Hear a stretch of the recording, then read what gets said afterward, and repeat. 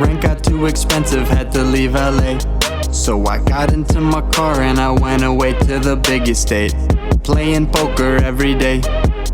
Going all in with these fish like I'm at an all-you-can-eat buffet.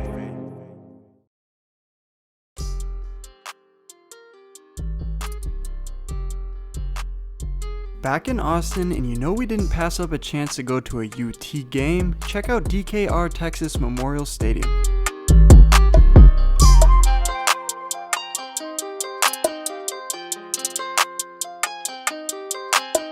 The Longhorns took on Oklahoma State, and we got to our seats just in time to see them announce Jamal Charles to the Hall of Honor. We check in with their mascot Bevo and his distracted keeper, who seems to be focused on the wrong heifer. The game was going great. The Longhorns scored early and often and jumped out to a 24-16 lead through 3 quarters. Fourth quarter though went all Oklahoma State's way though, as they scored 16 unanswered and took the game. Afterwards, we scoped out some of the cool memorabilia from the legends back in the day. Speaking of local legends, we're scheduled to battle with some tonight. We're playing in a juicy 2-5 live stream cash game. The blinds are 2-5, it's regular no limit hold'em. We're in for $1,000. As you can see from our graphics, we have 1,300 in front of us. We ended up playing a bomb pot to start the night off, and we ended up taking it down. First hand of note though, we look down at the bullets, pocket rockets. I raise it up to $20 from the +1 position, and we get called by Rick in the hijack.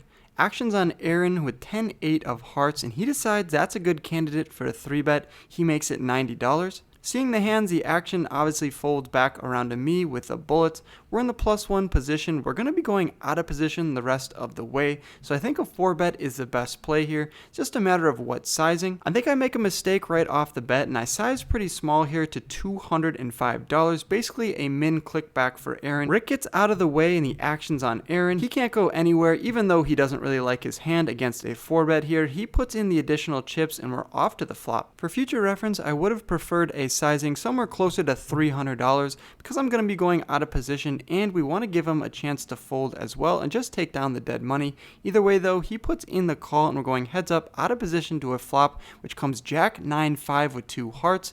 We think this is a pretty good flop for our hand, but obviously he has an open-ended straight flush draw, which is pretty gnarly. I decided to go for a 1/3 pot size bet, and I lead out for $150. Aaron now with 10-8 of hearts has an interesting decision. He could either go for the smooth call or he could go for the raise, considering he only has 10 high, but he has an insane draw to go with it. He decides on the first option. He puts in 6 green chips. That's a call. We're going off to the turn. Turn comes the ace of clubs. Bang, we turn a set. I'm thinking about my options here, and we could either bet somewhere around half pot or we could check it over to Aaron. The positives to betting are obviously we charge all of his draws, his heart draws, his straight draws, his 1-pair, 2-pair type holdings.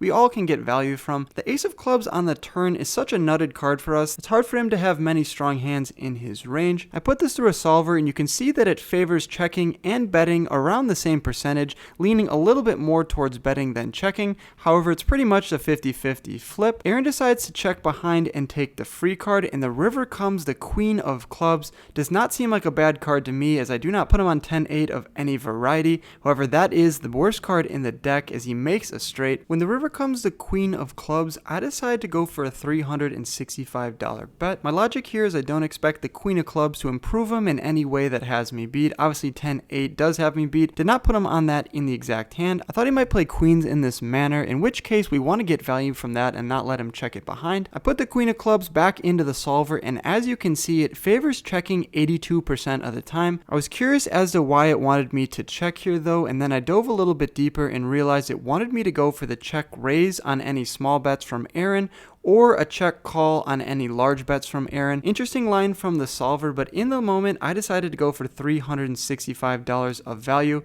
Aaron thinks about it a little while before shoving all in for $685. Obviously a snap call from me with top set on this board. He turns over 10-8 of hearts. That's going to take it down. You can see from my facial expressions, did not expect him to have that in the moment. Pocket aces down in flames. 2.1k pot going Aaron's way. We've got an uphill battle from here. If you guys are curious as to what solver I was using to help improve my play, I'm working out a deal with a company, so check back in future videos. Going to be getting you guys a discount code for that. But as of right now, we're in the lab, we're trying to study and get better. I'm going to help you guys do that as well. Next hand of note, Rick puts in the straddle to $10, Austin raises it up to $50, and we're in the big blind, and obviously you can't see anybody's cards. It's going to be a mystery hand as of now until the cards come in. I put in the 3-bet to $140, and Greg gets out of the way. Actions back onto Rick from the +1 position. He folds his cards, and Austin in the +2 position decides he wants to go to a flop with King Queen offsuit. So that's what we're going to do. $300 in the pot, and we see a 10-5-8 with 2 spades board. Obviously, you guys cannot see what I have in my hand. Gonna be playing this in the dark here, but in the moment, we had to act first, so I go for a 1/3 pot size bet of $95 and get looked up pretty quickly by Austin. In the future, I probably would want to size up here out of position to somewhere around $150, but nevertheless, we're off to a turn. Turn comes the Jack of Clubs, which is a pretty interesting card. 9-7, 9 Queen, both make a straight. Additionally, there's 2 flush draws on board, so we have a pretty vulnerable hand. You guys don't know what I have, but even if we have a set, 2 pair, or an overpair here, we have a very vulnerable hand. So I think I like a chunky size bet here into the $500 pot. Myself from 4 weeks ago obviously agrees with my logic in the current moment. I decided to bet out for $320, putting Austin in a tough spot. Okay, not really a tough spot from Austin here. He just has king high. He has an open-ended straight draw, but who knows if his ace or his 9 are going to be good. If a club or a spade peel off on the river, maybe giving me a flush. But he didn't put on that headband for no reason. He came to play some poker. He puts in the call, and we're going to see a river. River comes to 5 of hearts. It seems like an inconsequential card, but for my range, this 5 of heart is massive. If I have an overpair, I now beat 2 pairs. If I had pocket 10s, pocket 8s, I now fill up. Obviously, we don't have to worry about a spade or club flush draw considering it was a heart on the river.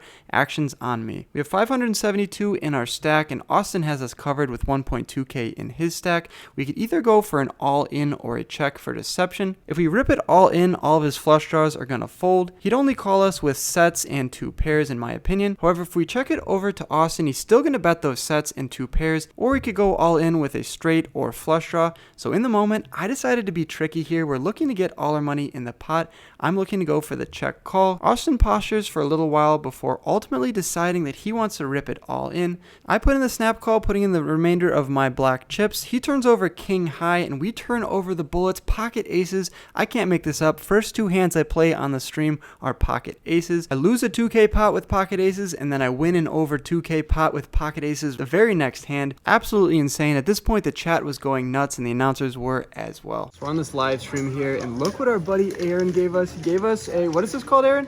A mud kip? Give us a mud kip. We have to have one in Texas. If we lose, then we have to give that to somebody else. We get stacked or 5k, but we don't usually play that big, so we're not worried about that. Thank you, Aaron. Anytime. Appreciate it, man.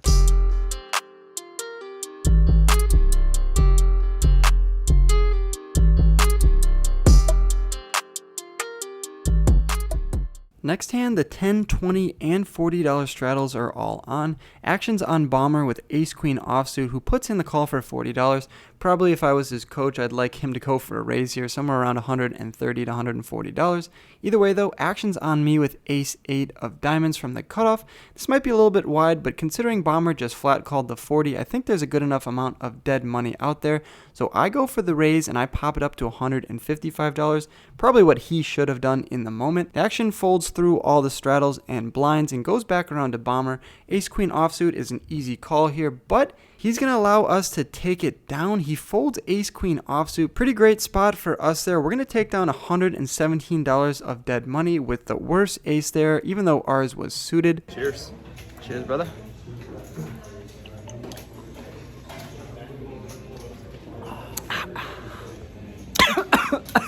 Round of straddles are on. That's Bomber in the under the gun position. I'm in the +1 with 10-8 of hearts, and I decide to put in the call. Greg puts in the call as well with pocket 3s, and now Austin looks down at king jack offsuit and decides he wants to pop it up from the hijack to $65. The action folds through everybody back over to me in the +1 with 10-8 of hearts. We could just be folding this here considering we played it pretty passively, but I decided I'm even on the session. I want to gamble. I put in the $55, which brings in Greg as well with his pocket 3s. 212 in the pot. We're going 3 ways to a flop, which comes 6-5-4 rainbow. Not a great flop for us with 10 high. Greg has an open-ended straight draw and he checks it over to Austin, who checks back with his king jack offsuit. When the turn card comes the queen of clubs, I decide that I want to start betting into the field here. When they check on the flop, the only person that's really going to have some strong queens in his range is Austin.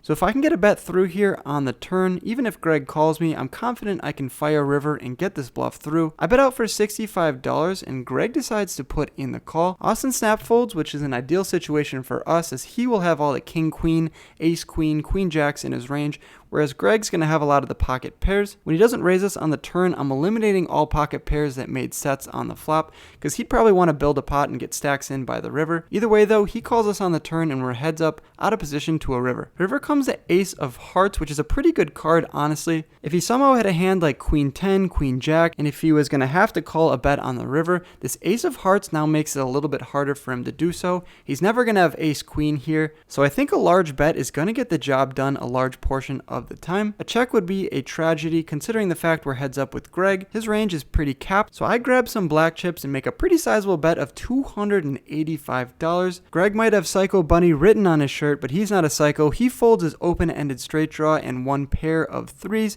We're going to take down that $627 pot with our 10 high and sheer aggression. I host some meetup games on the virtual felt, and one of my subscribers, Jay Clay, wanted me to give him a shout out to the YouTube vlog. So here you go, Jay Clay. Here's your 5 seconds of fame. If any of you guys want to play in the next game, we play pretty much 3 to 5 times a week. Message Club Admin 73, and I'll see you guys on the virtual felt. Pretty great spot for us incoming. I look down at ace king offsuit from the +1 position and I make a standard raise to $20. Austin in the hijack 3 bets to $75. We can't see his cards just yet. And the action folds back around to the under the gun limper. His name's Bomber and he calls with king 10 offsuit. Like I said, a pretty great spot for us. We have one of the top hands ever created in poker. We get 3-bet and cold called. Ace king offsuit is going to be a 4-bet candidate here. There's a lot of dead money out there. I'm not afraid to get my stack in. That being said, I am sandwiched in between 2 other players, and so I decided to go for a 4-bet sizing of $315. Pretty quick snap fold comes from Austin, and the action's back on Bomber. Not really sure what he's limping with, and then cold calling 3 bets for $75 with, but he ultimately makes the best decision here for himself. Obviously not the best decision for us. We'd love a call here with king 10 offsuit. We have that absolutely dominated, but he tosses his cards into the muck and he's a nice guy, so I end up showing him ace king, letting him know it was a good fold.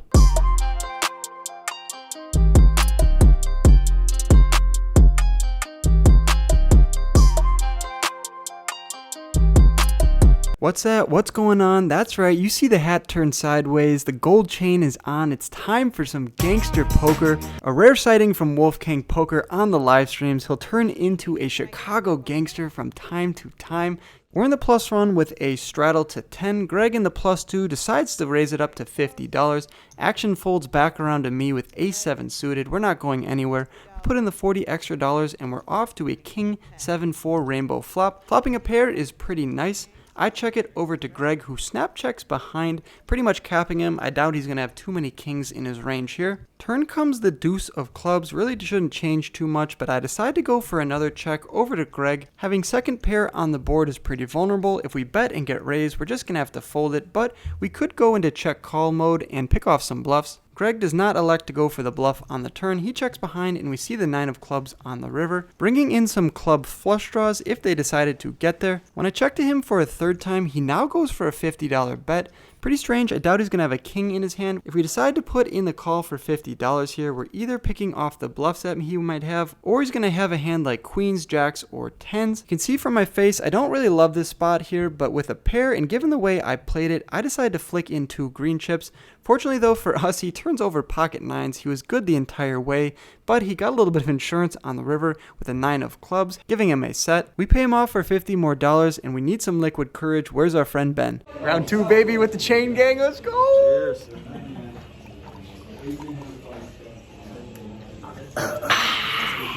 Next hand, we look down at 8-7 of clubs from the cutoff. The 10, 20, and $40 straddles are all on, and Randy puts in the call for $40 with ace 9 offsuit.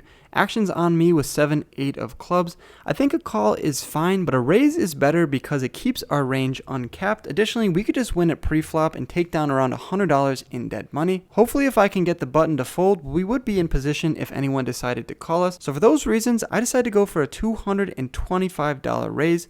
The action gets through the small blind, big blind, the $10 and $20 straddle. The $40 straddle mucks his cards, and Randy looks disgusted but ends up folding his cards.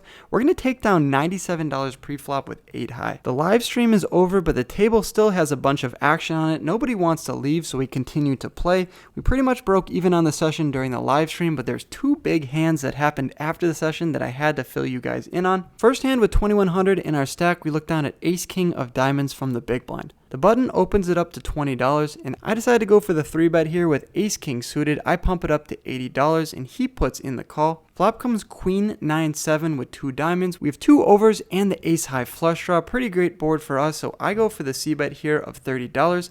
And the opponent now goes for the re-raise to $130. We could go for the 4-bet. Given the fact I just have ace high, I decided to toss in the $100 more, and we're off to the turn. No sweat for us. The turn gives us the nuts right away. 4 of diamonds. Bang, we turn the flush. I check it over to the opponent, giving him some rope, and he takes it. He bets out for $300. Action's on me, and now do you put in the call or do you go for the check raise looking to get it in? I think the check raise is probably the smarter play because either you'll have to lead river or go for a check hoping he's going to bet on the river as well. But sometimes I'm not very smart. I just put in the call here and the river comes a 5 of clubs. Do I lead now or do I check? I decide to check and he goes all in, lucky for us, for $600. I tank. Nah, just kidding. I snap him off, and he shows pocket 9s though, so he's actually pretty strong. He had a set, but we're going to scoop that with a nut flush. Something weird happened after the hand though. Frustration got the better of him, and he decided to take a jab at me. Obviously, I film all my hands after the fact, and given the fact it was a live stream game up until this point, I hadn't filmed anything, so this was the first time I took out my phone to record. I'll roll the audio for you guys. Yeah, you're kind of right. I got you pegged, but that's kind of right? What kind of does? Make yourself absorb a little bit? We're up to 3,100 in our stack. We look down at king 10 of diamonds from under the gun. I open it up to $20, and the button and the big blind both put in the call. Flop comes queen of diamonds, jack of diamonds, 7 of clubs. Bang! We flop an open-ended straight flush. I know I usually reserve the bang for hands that we make, but an open-ended straight flush is deserving of a bang here and there. The big blind checks, and I decide to check it over to the button, given the fact I'm in between 2 opponents. The button bets out for $45, which is great news for us, and we both decide to put in the call, so we're still going 3 ways to the turn. Turn comes a 4 of clubs, no help for us. It's not one of our million outs that would give us the best hand. Action checks to the button again, and he decides he doesn't want to see a free card. He bets out for $125. The big blind now goes for a check raise to $350. Not really sure what the 4 of clubs improves the big blind to have. He called the flop, so I wouldn't really expect him to have too many pocket 4s, but when he raises here to $350, it's pretty polarizing. Having an open-ended straight flush is great, but we still just have king high here, and if we put in the call, the button could go for a back jam and just get it all in and put us in a tough spot. Obviously, I'm not a nit. I'm probably just going to have to call it off with our king high straight flush draw, but in the moment, I decide to put in the call, and the button gets out of the way, so not really sure what's going on in this hand, but now we have position on the big blind. Looking for a 9, an ace, or any diamond to give us probably the best hand. The river is just that. It comes the ace of hearts. Bang! We river Broadway. 2 bangs in 1 hand. What is life? The big blind now goes all in for $450. Snap call coming from us. We put our money where our mouth is, and the opponent shows 7-4 of hearts, so I guess that's how he got there on the turn. Called the flop bet and then turned 2 pair, went for the check raise. Think he overvalued his hand just a little bit there with 2 pair. We're going to scoop that huge pot with the rivered straight.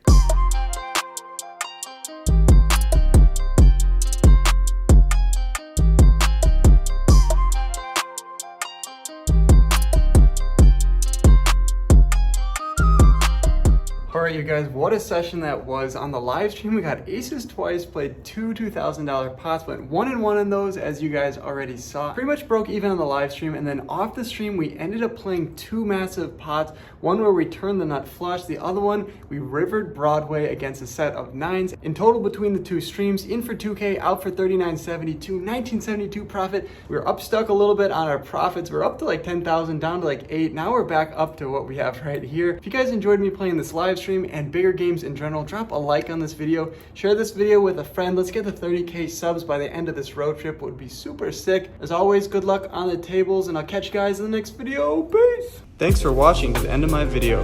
Click my head below to subscribe and stay in the loop. See you next time.